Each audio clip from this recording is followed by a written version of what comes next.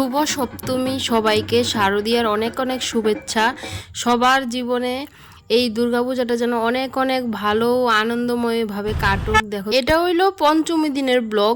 আমরা পঞ্চমী দিন আগরতলা গেছি, কারণ ষষ্ঠী দিনও আগরতলাতে প্রচণ্ডই ভিড় থাকে। নাইমা সেরে প্রথম আমরা একটা মলে একটু কাজ আসছিল, তার লেগে আগে ওইখানে গেলাম, গিয়ে কাজটা সাইরা তারপর আর পূজা দেখতে পারিলাম। আর প্রত্যেকটা পূজার মধ্যেই আমরা বৃষ্টিতে ভিজা ভিজেই পূজা দেখছি, মানে ঝরিয়ে বৃষ্টি না, মানে হালকা আবার মোটামুটি ভালোই বৃষ্টি হয়েছে। ওই রকমভাবে বৃষ্টির মধ্যে পূজা দেখছি, মানে এই প্রথম বৃষ্টির মধ্যে এরকমভাবে ভিজে ভিজে পূজা দেখছি।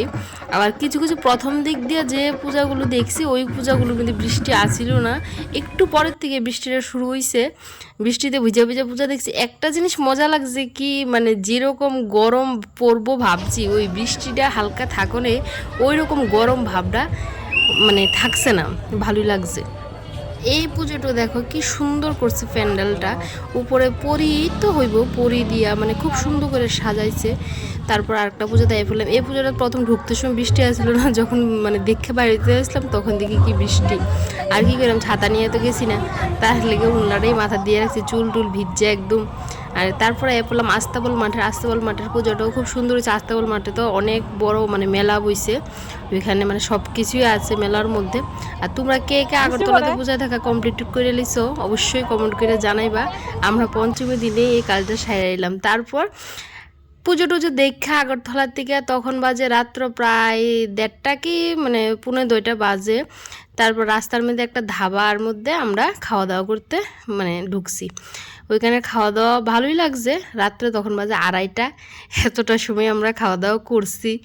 এত লেট কইরা কি করবো, আর মানে পুজো দীক্ষা তো দেরি হয়ে গেছে, আর আগে তো অনেক কিছুই খাওয়া হয়েছে। তারপর লাস্ট ডিনারটা এদিকেই সারলাম আর কি। ডিনার বলতে কি, আধা রাত্রে ডিনার সারছি। আমরা এদিকে অর্ডার করে নিয়েছিলাম মিক্স ফ্রাইড রাইসটা আর চিকেন কষা। এত রাতে আর বেশি কিছু অর্ডার করছি না, এগুলা দিয়ে ডিনারটা সারছি।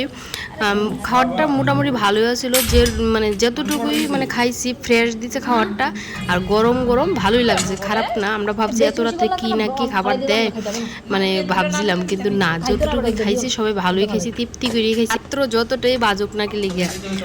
এদিকে খাওয়া দাওয়া সাইরা তারপর আর কি বাড়ির উদ্দেশ্যে রওনা দেবো।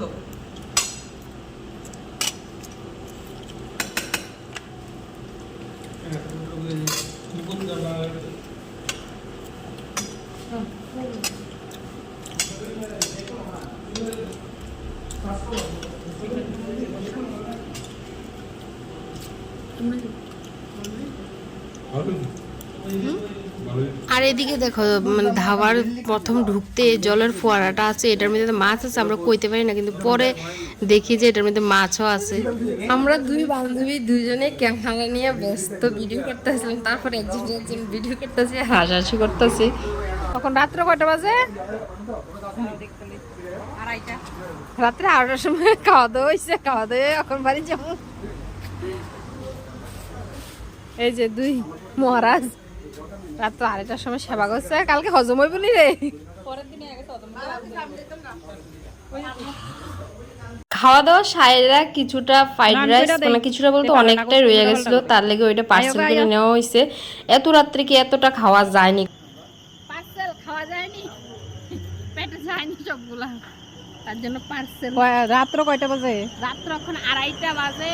এখন যাবো খাওয়া দাওয়া করে বাড়ি। ভালো হয়েছে আজকে বাড়ি গিয়া তোমার কখন লাগতো না। পার্সেলটা নিয়ে কি না, পার্সেলটা না, অখন যে খাইছে 2:30 বাজে, এটা তো আজকের দিনে হচ্ছে না, এটাও হজম হইতে হইতে 12টা বেজে যাইব।